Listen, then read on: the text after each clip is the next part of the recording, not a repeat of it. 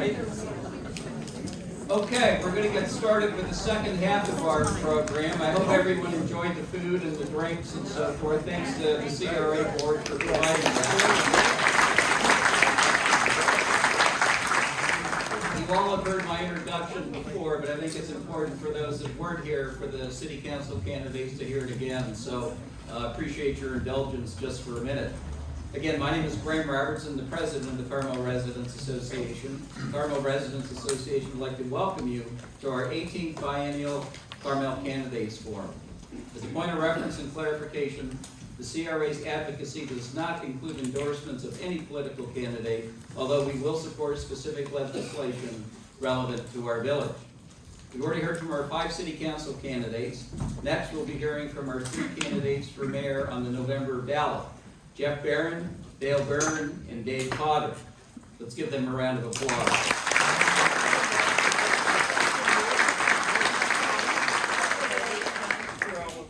Like with the city council candidates, the questions for the candidates focus on the residential concerns as submitted from our community and the CRA board of directors. These questions were not shared with the candidates before tonight's event. Our format begins with 2-minute self-introductions. Then each question round will be 1-minute response per candidate. Finally, each candidate will be asked to provide a 1-minute closing statement. I don't know that we'll get to the lightning questions again, but we'll see how it goes. If so, we'll have a couple of those at the end of the session. Nancy Toomey and Sarah Harnish are going to be our timekeepers up front. You want to wave your hands so we all know where you are? Terrific. And as before, our moderator is Paul Miller, owner, publisher, and editor of the Carmel Pinecone. At the end, I will return for some closing comments and see how the evening goes from there. So with no further ado, let's give Paul Miller a round.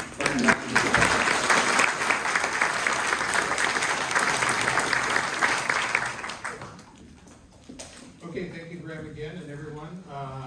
Crowd's a little thinner tonight, but that's good. Late for the late show.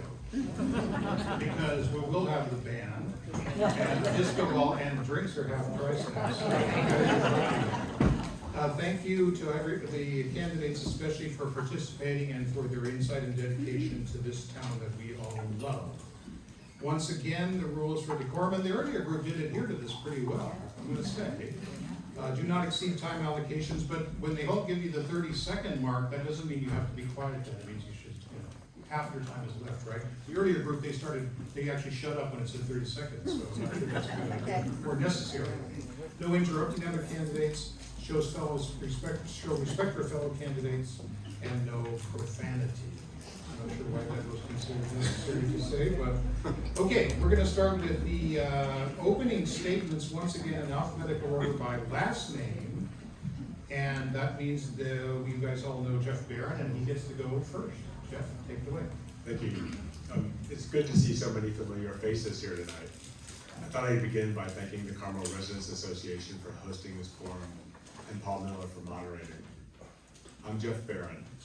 My partner Kevin and I bought our home here in 2005 and became full-time residents in 2011.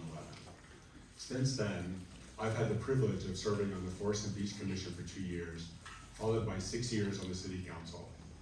I was first elected in 2018 and re-elected in 2022. In addition to my City Council duties, I've served on the board of Monterey Salinas Transit for 6 years, the policy board of Central Coast Community Energy for 2 years, and just recently joined the board of Community Human Services, a social services agency serving Monterey County. It's a busy week ahead for me, with the 2-day 3CE annual meeting starting tomorrow, a CHS meeting on Thursday that I'll unfortunately miss because of the 3CE meeting, and a special meeting of the MST board next week. As you can see, public service is something I work hard at, and Carmel is incredibly important to me. The character of this community, its people, its natural beauty, and its built environment is what we all love about living here. But preserving what we appreciate takes effort. If we don't work to protect the character of our village, it will erode over time. It takes real work to keep Carmel a place where people not only live, but live. That requires a city government that listens to its residents, especially those who can't attend meetings, and that makes decisions. It requires leadership to shape that kind of government. So tonight, as you listen to my answers on policy, I encourage you to also consider what I think about leadership. I start by listening, not talking. I lead with empathy, not scorn, and I answer questions with specifics, not generalities. I'm not running to be a council member. I'm running to be your mayor.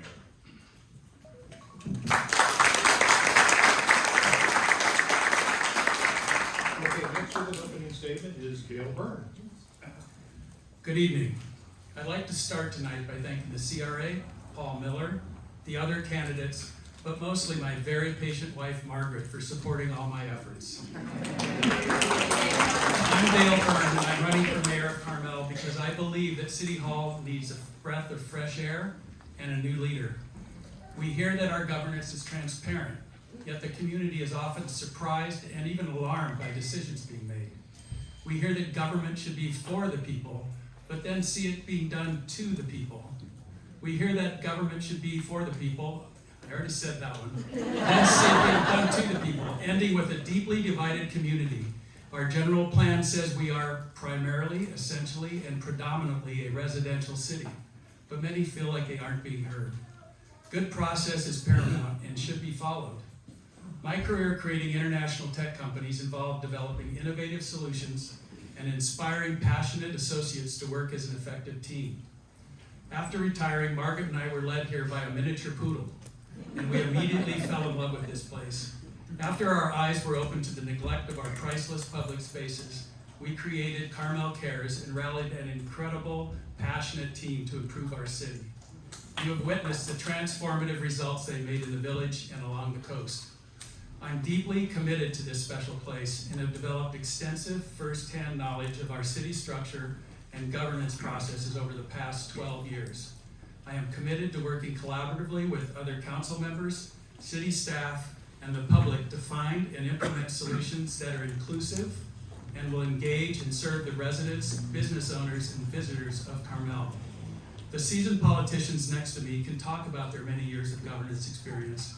I am offering leadership that has already made visible improvements and can promise we will do amazing things together if you elect me as your next mayor. I have thrown my hat in the ring, and I'm humbled by your support and welcome your vote.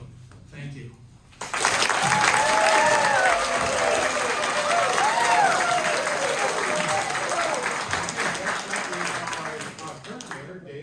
Take it away, David. Thank you, Paul. I'd like to thank the CRA for their involvement tonight. Thank you very much.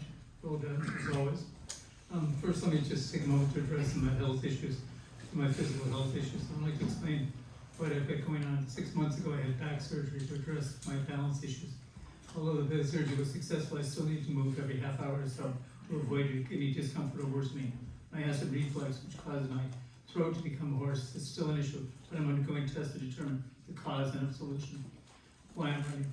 We've come a long way together, and now is not a good time to change leadership. Together we've experienced one of the most traumatic times in the history of this country. When the pandemic forced us to react, together we shut down the operations of local government, laid off over 30 employees, did no capital projects, closed all public facilities, even our beach. We agreed to open up parklets to allow for outside dining opportunities, and slowly we began to turn the lights back on. When operations returned to the new normal, we found ourselves in a better financial situation than we could possibly have hoped for.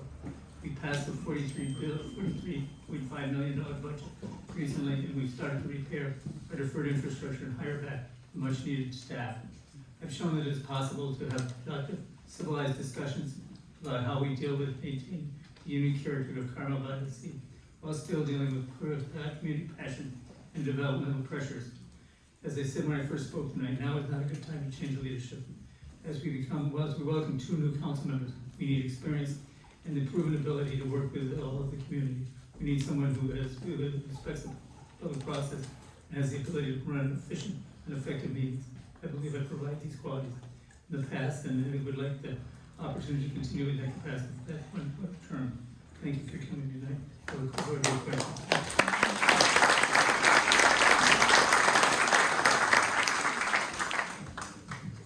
Okay, let's go to the first question.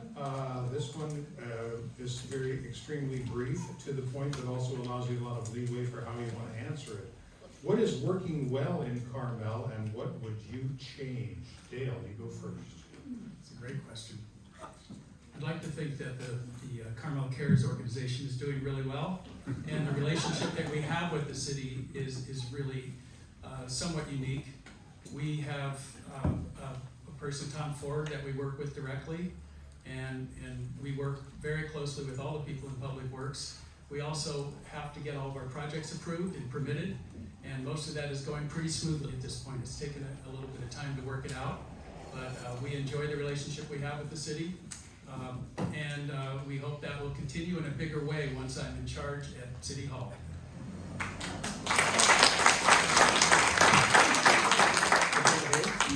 Even you can, of course, can answer the question, what's working well and what would you change?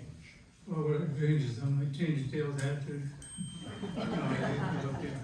Dale's got a good attitude here, but I think one of the things we need to remember is that if it wasn't for me, Dale, we probably wouldn't have gotten going with Carmel Cares. During the first retreat, I remember when he came forward and said, what do you want, Dale?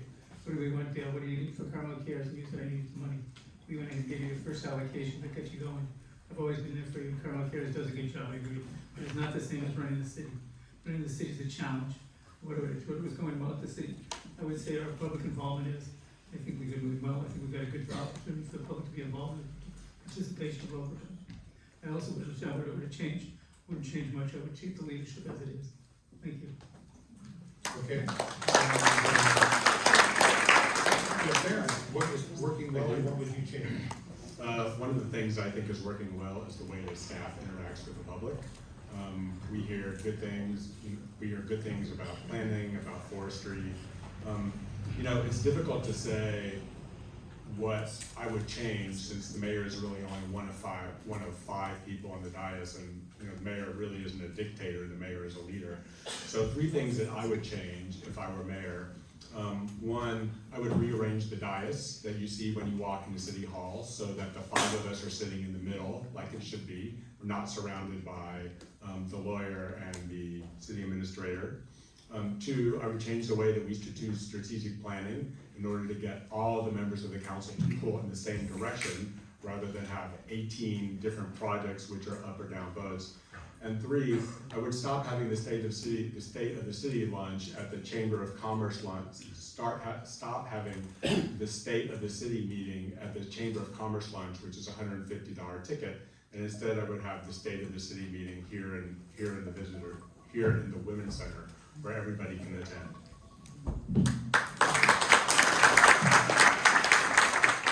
Okay, question 2 is a policy wonk question. What are your views on the current city budget, spending priority approach, and how best should the city address the capital project backlog? Dave, you go first this time. Well, first of all, I think the city budget is amazing. That we're lucky to be in the position we are now, really. We have a $43.5 million budget, which is pretty impressive for a city of our size. Portions of it is always transfer occupancy tax, sales tax, and timber and occupancy tax. Those are our 3 major pillars. But I think what I would suggest is that we do better to go ahead and have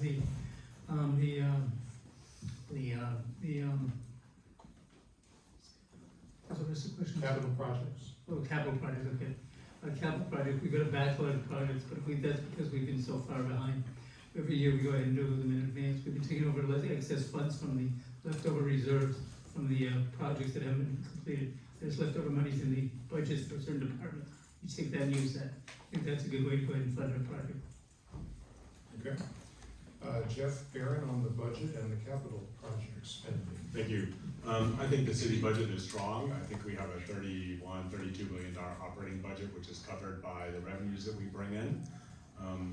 I think that the capital improvement project budget is $12 million because projects fall through year to year. So for example, this year's capital improvement project includes 2 years of streets because we didn't do the streets last year because it's more economical to do them 2 years at a time.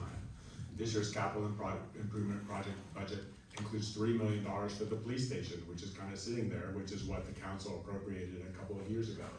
That's money that's waiting to be spent for the capital improvement project, for that project. So I don't agree that the capital improvement project budget is out of control.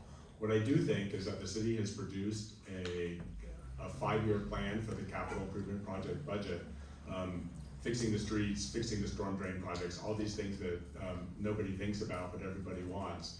And I think that there is a problem coming up with the financial stuff. I hope that we will figure out how to address that. We did that, tried to do that with the DOT.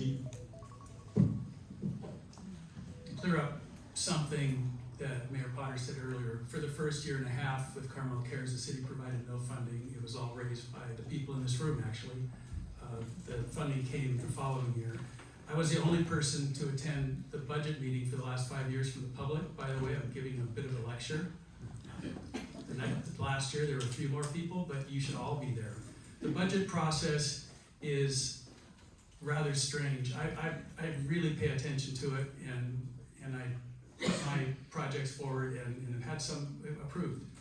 But something is wrong with it, because all of a sudden at the end, everything happens very quickly and we lose control of it and we don't have any say. We have spent so much money on consultants with no end results. I used to be a consultant. I wouldn't take a job unless I knew what the end result was going to be. And we just have to stop spending money on things that don't matter. There are projects that we're about to spend, I guess, $400,000 to fix stairways that we could fix for $100,000 or even less, and it's taken 9 months. We can't do this anymore. We have to go back and really look at the budget in detail and start saving money on these projects and getting things done.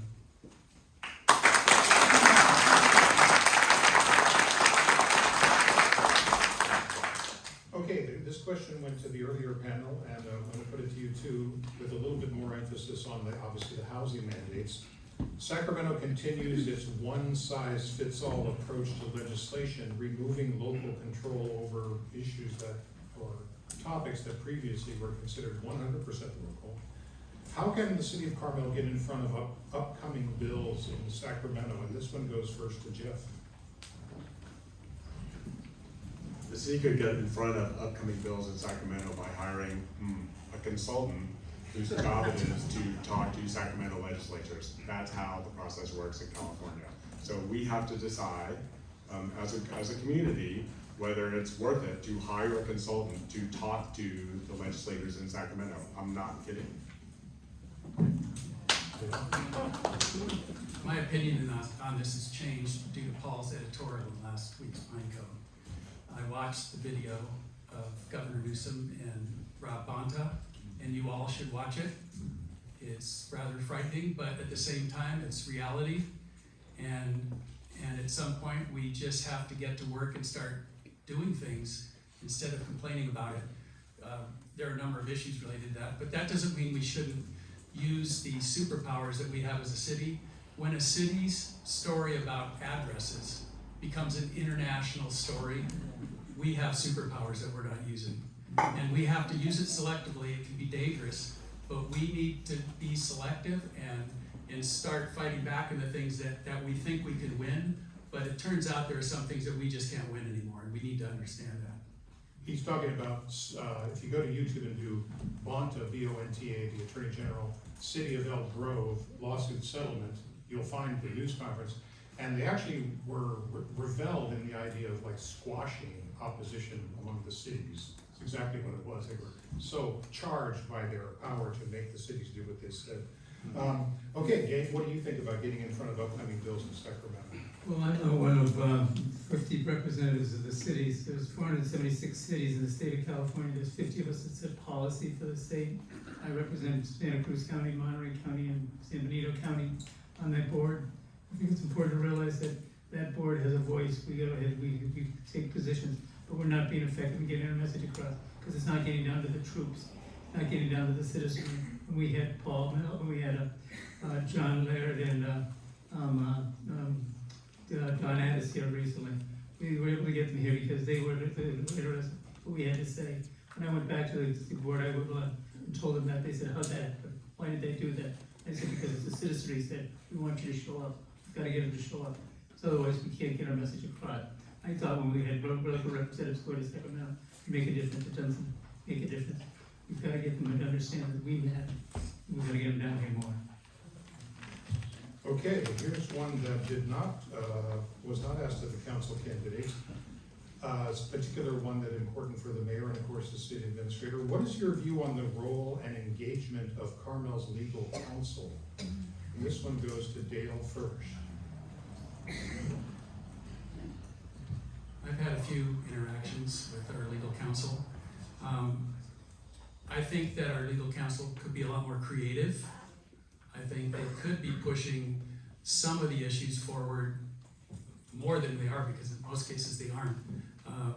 In the case of Carmel Cares, I put forward an MOU, Memorandum of Understanding, to strengthen our relationship so we could do joint fundraising and a number of other things. We can do big projects together if we have the right structure. And that went nowhere. I've tried several times, they don't respond. That's not good. We're doing a lot of good things and we should have a voice with our city attorney. And we've had private meetings with them to try to do that.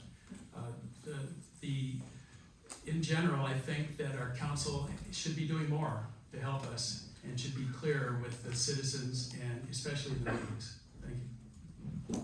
Okay, Dave, legal counsel, Dale? I would say that our legal counsel needs to be more responsive to the public. I would like to see more do outreach with the Carmel Residents Association, so they can actually go ahead and say, look, I listened to you, I understand more about the community as a whole. It doesn't come from here. Now, the disadvantage of not having somebody like Brian Perrick and his firm is that the issues are so diverse, whether it's labor law, whether it's contract law, whether it's employees, whether it's anything else that matters to the city. We want to make sure that we got the good firm that will represent us broadly. That firm does that. It's very difficult to find one practitioner that's going to be able to do that for us. That's the advantage of it. But I do think you should be more community outreach, community get to know him better. Okay, Jeff, you've seen him in action. What do you think about the role of the legal attorney? So my view of the role of the attorney is that the attorney gives the city council advice. We have, when you're in a relationship with two adversaries, you have an attorney and they have an attorney, and the attorney reports to me and Dave and the other three members of the city council. So when Dale says that he thinks that he should have a voice with the city attorney, I find that kind of odd, because if Dale needs legal advice, Dale should hire his own attorney. We pay the attorney, the council pays the attorney to provide the city of Carmel with legal advice, not advice about policies, but advice about how to manage the law. And to me, that's very important. In the past, we've had disagreements with the attorney because the attorney has felt like that he was the sixth member of the city council on the dais. There are 5 elected officials. We all sit there. I talked about how I think we should all sit in the middle of the dais, and that I think the city attorney should report to the 5 of us and be off on the side.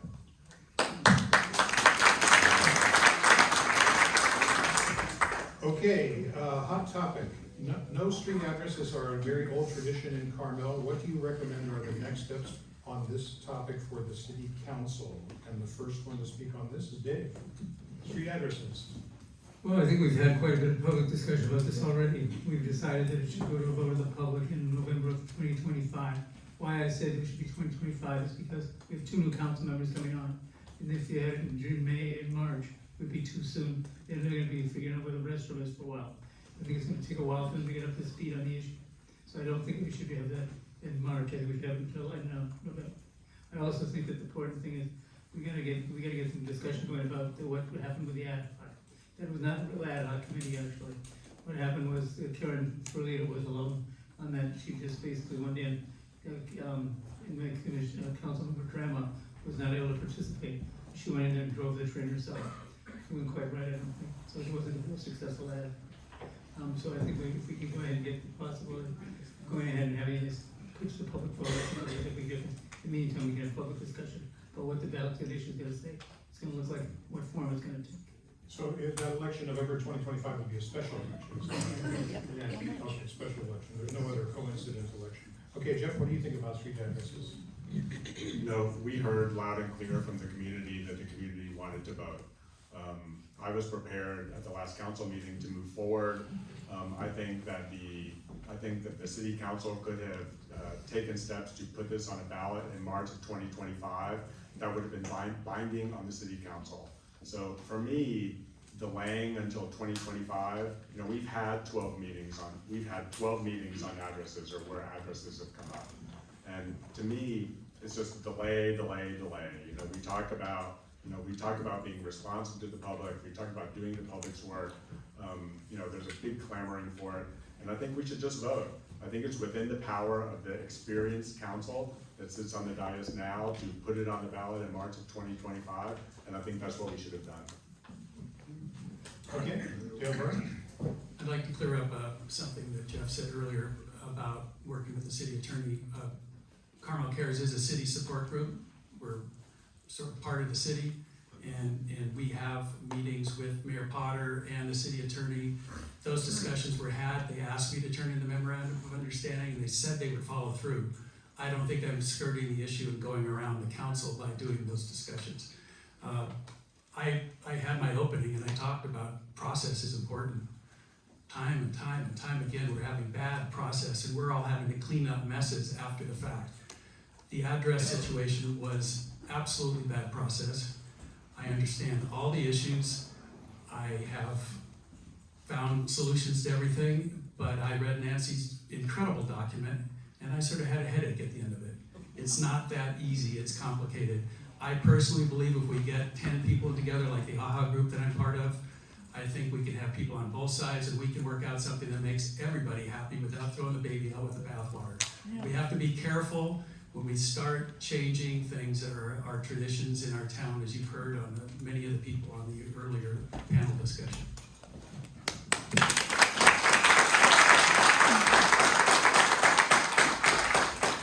Okay, Jeff, this one's gonna go to you first. What, if any, concerns do you have about the major building projects coming in the commercial area? I have concerns about how the projects will affect the fabric of downtown while they're being built. From the perspective of, do they fit in? You know, we have a planning commission whose job it is to decide whether projects fit in with whether projects fit into the style and the character of downtown. They did their job. I'm happy with that, at least the one that's already been approved. Do I worry about the traffic? Yes. Do I worry about the noise? Yes. Do I think that we follow environmental laws? That's something that has come up repeatedly. Yes. So, you know, those are my concerns. Okay. Dale, what about you? Major building projects? Related subject, watch the video, and especially, are we gonna have a low-income housing? We're gonna have that, I think. I'm sure, of course. Okay, we are. So we just have to be careful because at some point, our zoning laws are gonna be diluted. And so more and more people are gonna be able to build what they want. And the more we slow things down, the worse it's gonna get. So if we have big projects that have been approved and we like them, we should push them forward as quickly as possible, in my opinion. But it's gonna be a mess. I built 5 houses in this town, and I was always cognizant of the effect I was having on my neighborhood. But there are some neighborhoods, I just had 4 projects going on within 200 feet of my house, right? That's gonna be the whole town coming up soon. We're all gonna have to be really patient, because I don't think we're gonna stop it. But as things go forward, we better be careful what we're approving. But it turns out, I guess we can't control it, because I've had those discussions with the planning department. Okay, Dave, what about you? Major projects? I have concerns about the cumulative impact of the projects as they go on simultaneously in town. If you got Seventh and Dolores going on at one time, and then you've got the pit going on at the other time, you got problems at both ends of Dolores. I think that's a concern of mine. I also think that what we could do is we should go ahead and take a look at the projects as they come forward and see if they have any environmental impacts. We have done that, and I think we do a good job. But I do think we need to be as scrutinous as possible, scrutinizing the most as much as possible. The possibilities of getting a whole EIR done, I don't think we need to do that, but I do think that we can go ahead and make sure that when we do the projects, we do them sensitively. We can ensure the traffic's addressed, circulation issues are handled, and public transportation. Very good. Okay, now we're gonna go to another hot topic, which is the police department. We all love these 50-year-old controversies. Dale, you get to speak first about that. It's a significant investment, but how should this project go forward and how should it be funded? At the last ad hoc meeting, we had a good showing there, I thought, and I think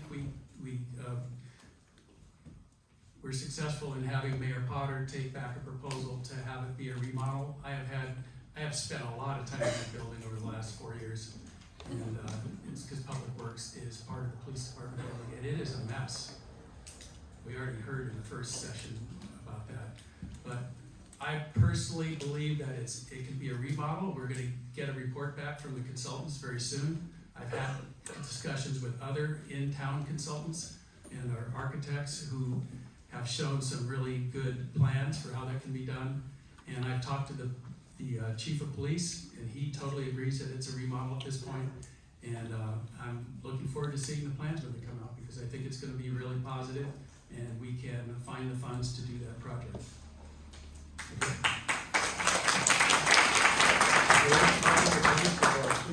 So I agree that we should go ahead and remodel the project. We don't do buildings in this town anymore. We do remodels. We remodel the Sunset Center. We remodel the City Hall. We remodel the library. We do remodel project. That's what we can do best for the police station. I think the police station needs some serious repair. Obviously, we don't have a safe place to drop off prisoners. We don't have a detention center. We have nothing that meets contemporary standards. But it is possible to fix it on site. I firmly believe that. I think we've got a good process. I really want to thank those people. Came out and did the tour we had the other day. It's important that they get understood the depth of the problems we have. I think that was a hell of a process we went through. I also want to say that I think that one thing that we do need to do is we do need to make sure that we have a public safety component that works in this town. We don't have a lot of crime in this town, but we need to have responsible means of handling the situation when they come up. We don't have a lot of crime, but Dale spends a lot of time at the police station. Okay, Jeff, what do you think about the police station? Yeah, I do not spend a lot of time at the police station. Let me say up front that the police station is a disaster. It's been neglected for all these years, and I'm 100% on board with that, whatever the council's decision is. A couple months ago, the council made a decision, presented with 3 options, even though we had already paid for 2 options, to only pursue the pricing on 1 option. And from my perspective, as a ex-project manager or reform project manager, you should investigate different things. Like sometimes solution number 2 informs solution number 1, even if you don't really like solution number 2 or you don't think it's going to work. And I think that the council, 2 months ago, when they made the decision to only pursue the remodel option, left something on the table. So will I happily support the project that the council approves? Yes. Do I think the council took a wrong turn 2 months ago in limiting the city's options? Yes. Okay, very good. Now, next hot button issue, starting with Dave. What are your views on the adopted housing element, building affordable housing on city-owned land at Vista Lobos and the Sunset Center lots, and the 4 initiatives being pursued by the housing, or I guess, AHA team? Dave, what do you think? I think we did a good job getting to the housing element as it was adopted. It's unfortunate we had the other 2 projects, the city lots and the Sunset, and the Lobos included at that time. But I do think we did a good job getting ourselves there, because otherwise the builder's remedy, which allows the builder to come in and get an application for anything he wants, basically, it gets approved automatically. I don't think that was a good solution at all. I think that was a problem, was going to be a big problem. I also think that when we talk about the housing element itself, I think it's unfortunate that we have a community where the workers don't get to live here. We don't even have the possibility for our staff to live. We gotta be able to go ahead and get projects going and make that difference. If you look at the people that are running now, it's all a monochromatic community right now. We have nothing but white men running for the council. It's an interesting comment. That's a little racist, but it's very interesting that we have a completely monochromatic community with white men running this town. I'm a white man myself, but still, does seem odd to me that we don't have this white man. So I would like to see us get more diverse. I would like to be more inclusive. I don't think we have to sell our community down the road to do that.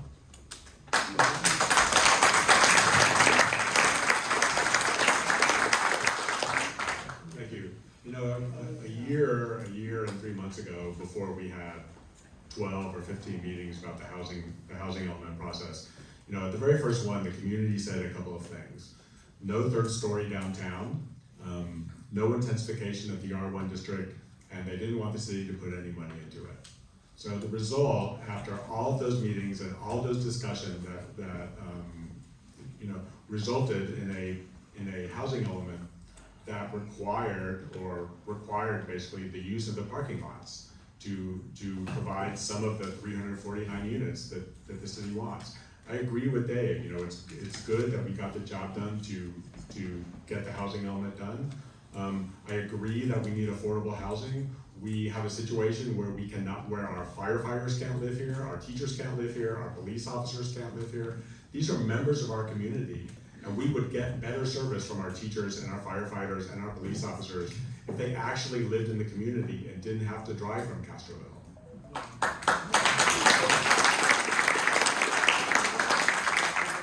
There's so many sides to this. I've been participating with the citizen committee, the AHA group, and it's been an incredible experience. It's the way that governance should work. Christy Reimers is here. I mean, it's really something, and it turns out that they're having a lot of success in finding potential sites that I think could work.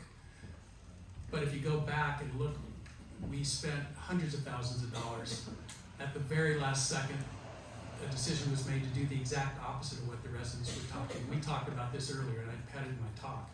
Like, we can't do that, and we can't waste money on consultants and then come back and spend another round of consultants to fix these problems. We need to do it right the first time. And I think we've seen with the citizen group the way to do it. But there's hope, but it's gonna be a lot of work to get those units off the parking lots. But we're working hard to do it.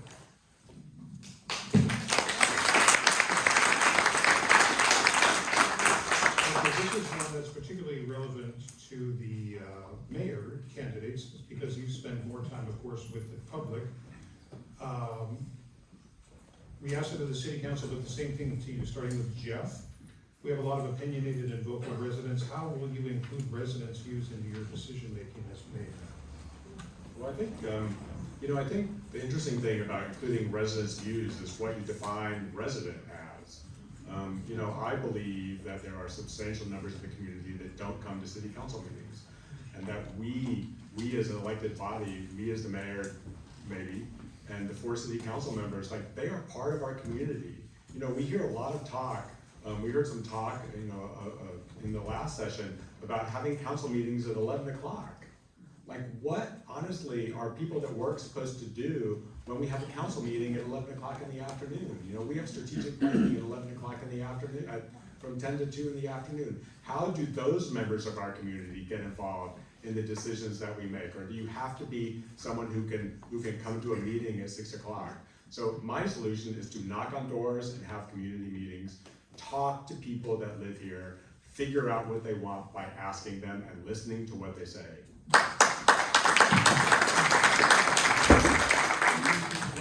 Well, how will you include residents' views in your decision-making? And in particular, was asked by the CRA, because we have a lot of opinionated and vocal residents. I have some interesting ideas about how to recast the council meetings to make them more interesting and more responsive to citizens.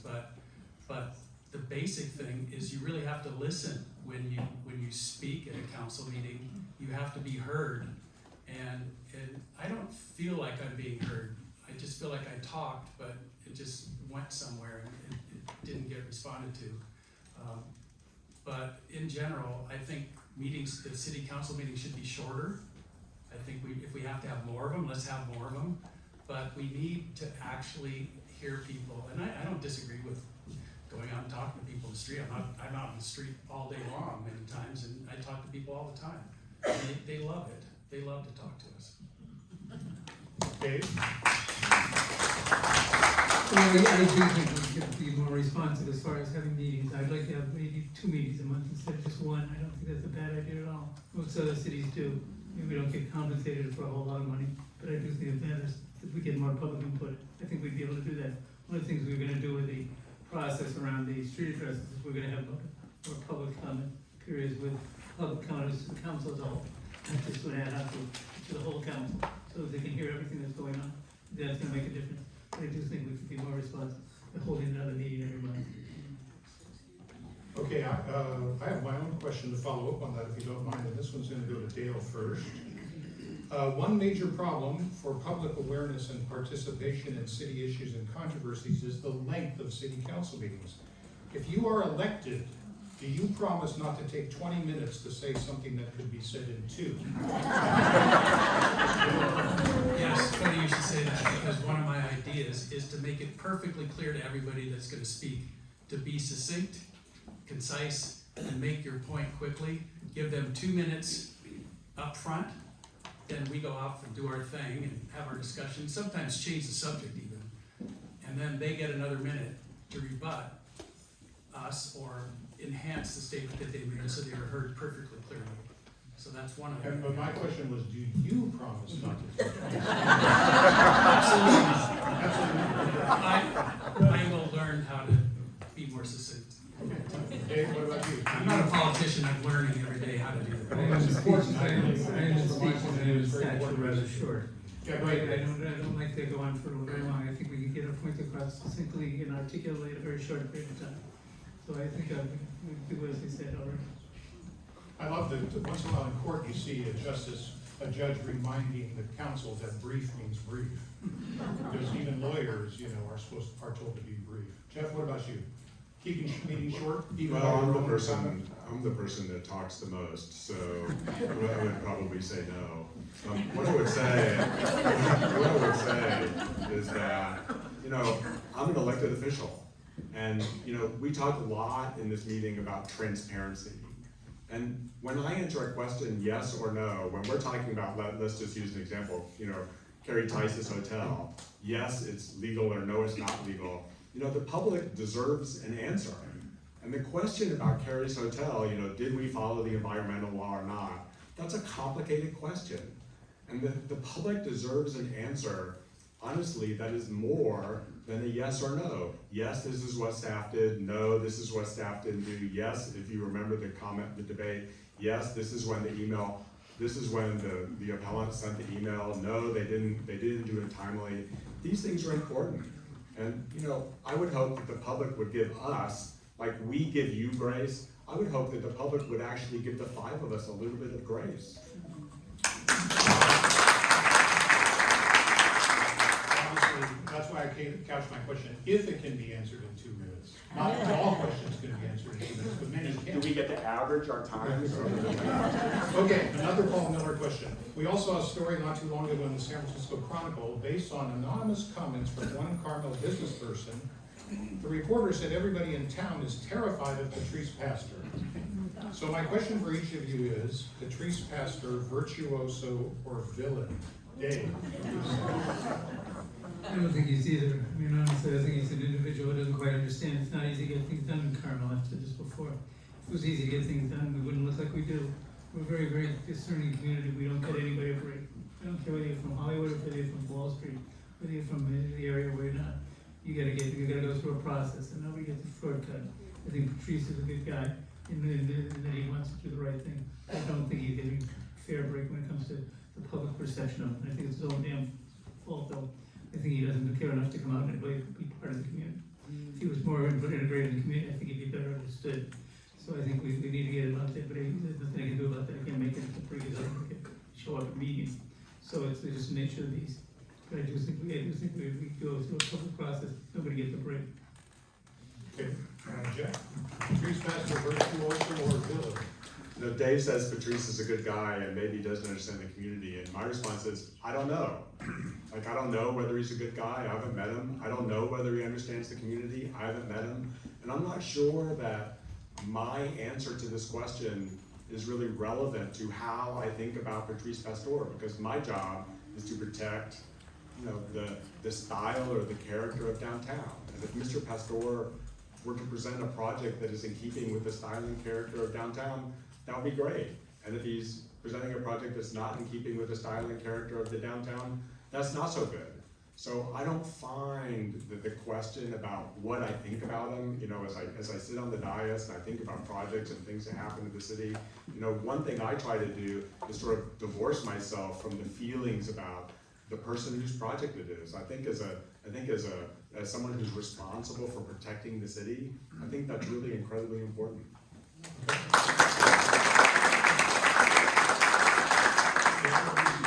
have met him, and he seemed like a decent guy.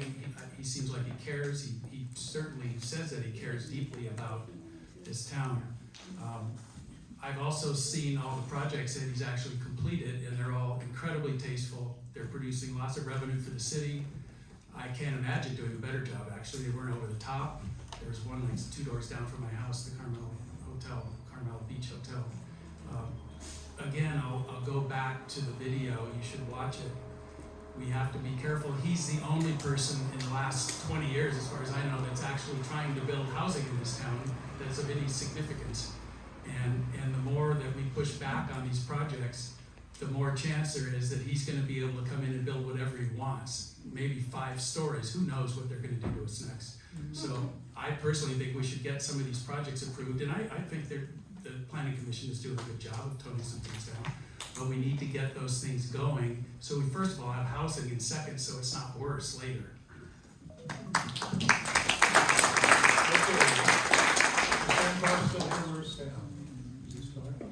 He had a letter, this is my last question from me. In a letter to the editor recently, Sam Farr said local government employees are paid way too much in salary and benefits, especially compared to federal employees. According to Sam, even some police officers, not to mention city managers and department heads, make more than Supreme Court justices and the chairman of the Joint Chiefs. Do you agree with Sam? Are city employees paid too much, and what should be done about it? And this goes to Jeff first. Are city employees paid too much now? That's a loaded question. What I would say is that given the 100 and however many thousands of dollars we pay to policemen, we can't find policemen. So what do? Do we tell policemen that they're paid too much and we're gonna cut their salaries from $150,000 to $120,000 and watch them all walk away or walk to Pacific Grove? Like I'm not sure that our idea of too much is relevant when we need to find policemen and we need to find firemen. And although this isn't our bailiwick, we need to find teachers. Like this discussion, could we be more efficient? Maybe. Should we have more police officers and pay less and pay them each less? Maybe. Those are valid questions, but do we pay our employees too much when we can't find policemen and we can't find planners? We can't find city planners because city planners leave and go to Sunnyvale? I'm not sure that this question is really being asked in the correct fashion as opposed to, do we want to have policemen and planners? I'm not on the council and I don't have access to some of the information and some of the discussions, union negotiations and so on, but I can't wait to do that because I think I can help make those processes more efficient. I believe that there are some real inefficiencies in our police department in terms of the last contract that was signed. We're paying huge overtimes. We're burning our policemen out. I talked to the police chief recently and that can be fixed and we will fix it if I'm around. But it's a competitive thing, as Jeff said. If we don't pay market rates, we're not going to find the quality people that we need, and we should have the best quality people. So I'm anxious to learn more about this and play an active role and try to bring some of those costs down if we can.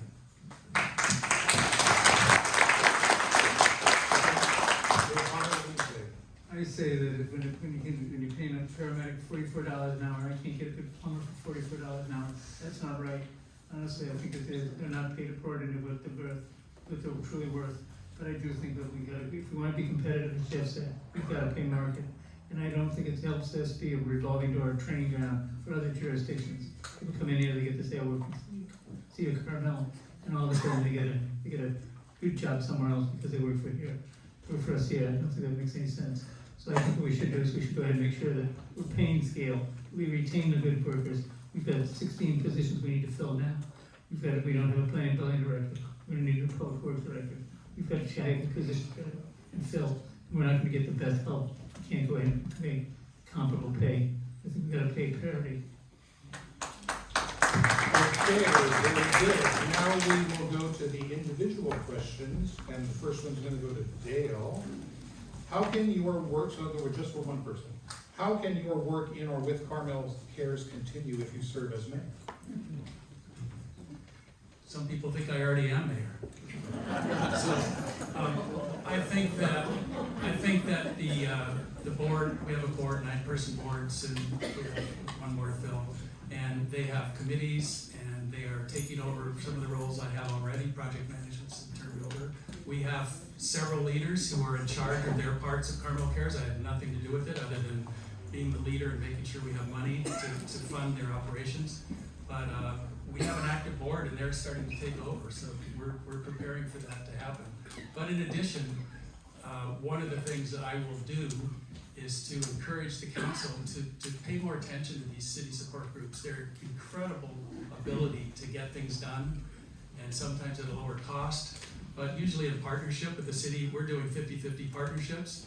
If it wasn't for that, the city would be paying probably 300% because the whole project would cost a lot more.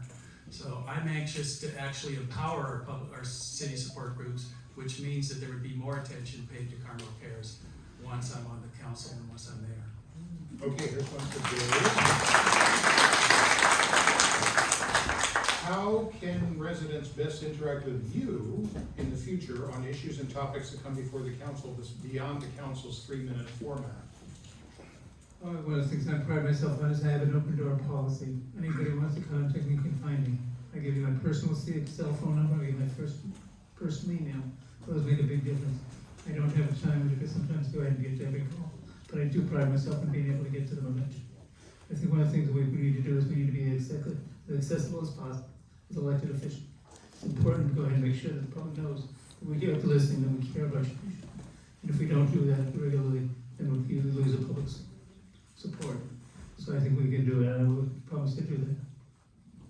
Okay, Jeff, here's one for you. With your past years as both a city commission and the city council, what new ideas or programs will you advocate for as mayor?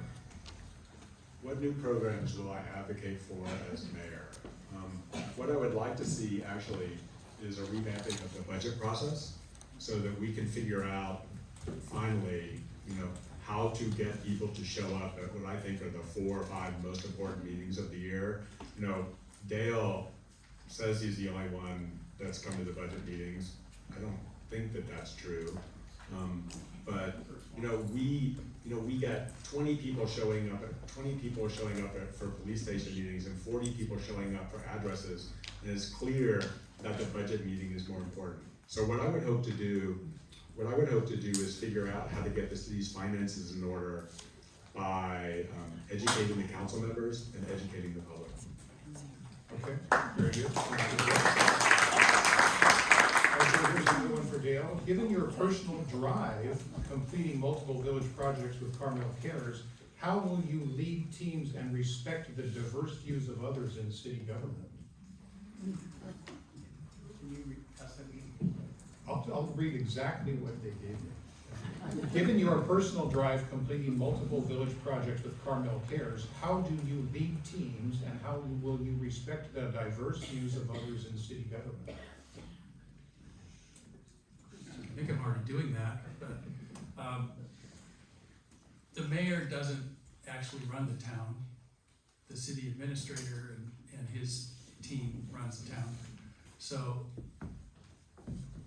if I was mayor, I would be going through those people to get things done, get clearance to go work with them. I know every single person in Public Works by name. I work with them closely, so I think I could be more effective if I was clear to do that. But there are some things that I would absolutely get done.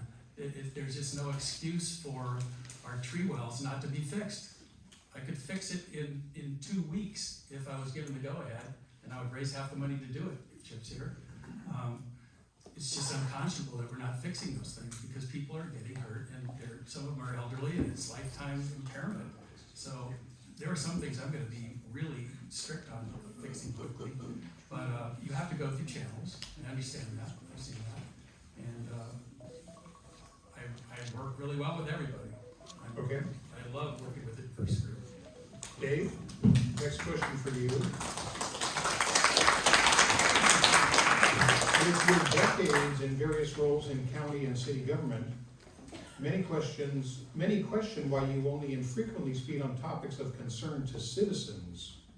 Will you be more outspoken about your own position on these important topics? Sure, I'd be glad to be more outspoken. It's not easy, but I will be. I'd be glad to let people know my opinion on things.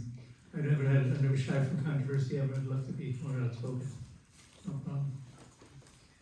Okay, one more to go, and this is for Jeff. If you win the mayor's role, what is the process to fill your council seat, and what if you don't win? Well, the easy part is if I don't win, because then there won't be a question about who the council members are going to be. If I do win, the state mandated process is that me and Alessandra, who's out there somewhere, there she is, and the two new members of the council will decide what we are going to do as far as filling the role. Either we can either choose to appoint someone, as Steve Dallas did. I know Carolyn's here somewhere. As Steve Dallas did 8 years ago, or we can call, if we don't do that in 30 days, we can call an election. I don't think that's my decision. I think that's the decision of the four of us. Okay, we are ready for closing statements, I think. So Jeff had the last question, so we'll go to Dale for the first closing statement. And let me see, you're supposed to have 1 minute. Go for it. Thank you. Clear up one thing, I'm not gonna stop volunteering with Carmel Cares and all the other city support groups. I love to volunteer, and I'm gonna continue to do that. My campaign slogan is Dale Gets Things Done, and it reflects my leadership style and commitment to this community. The progress achieved with Carmel Cares wasn't by chance. We set challenging goals, brought together passionate volunteers and contractors, and made visible change happen. This showed us the power of a shared vision, driving a united community. As your full-time mayor, I will bring that same hands-on collaborative approach to City Hall. Our new council will be fully engaged, learning from all perspectives and finding practical solutions to Carmel's challenges. My leadership will be transparent, grounded in accountability and trust, and will ensure all voices are heard and respected as we shape the future of our town. It would be an honor to serve as your mayor and lead Carmel into a bright future while maintaining our town's character.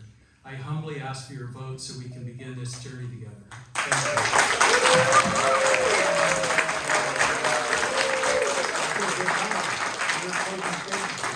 Thank you, Paul. So I'd like to thank the CRA for hosting this evening's forum. It's been both entertaining and enlightening. I'd also like to thank the CRA for being a responsible, balanced voice for the community. The issues are articulated fairly. Your ability to do the necessary research to advocate for or against an item is to be commended. I hope that you realize that I am the best mayoral candidate and vote accordingly. This has been a great pleasure to be here. I'm very proud to be the mayor. I want to say that I would love to continue to be the mayor. I'll commit to being more open, more transparent, and more involved. Thank you.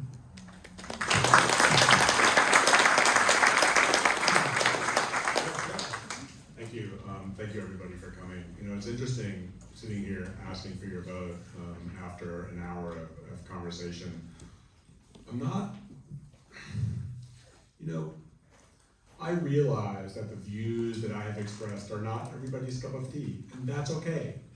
You know, it's completely okay. We are a diverse community, but the one thing everybody in this room shares, and the three of us up here certainly share, is our love for Carmel. And what I think I bring to the table as I sit up here and ask for your vote are my leadership skills. You know, I've talked about these things before. Being transparent and ethical, doing the work and talking to constituents. Don't beat down. You know, staff doesn't deserve to be down upon. Be humble in victory and gracious in defeat. And you have seen me do that with my comments on the police station. I will support what the council is going to do. Do I like it? Not really. But we are all one team. And most of all, be empathetic. I am an empathetic person, and I ask for your support on November 5th. Thank you.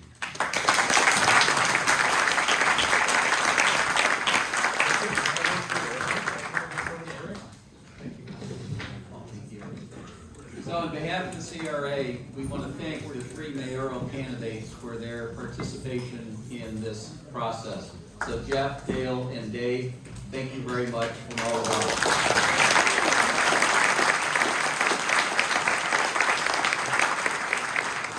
Additionally, we'd like to thank Paul Miller as well, and Paul's talking to Kenny Spielvogel over there. So Paul, we thank you.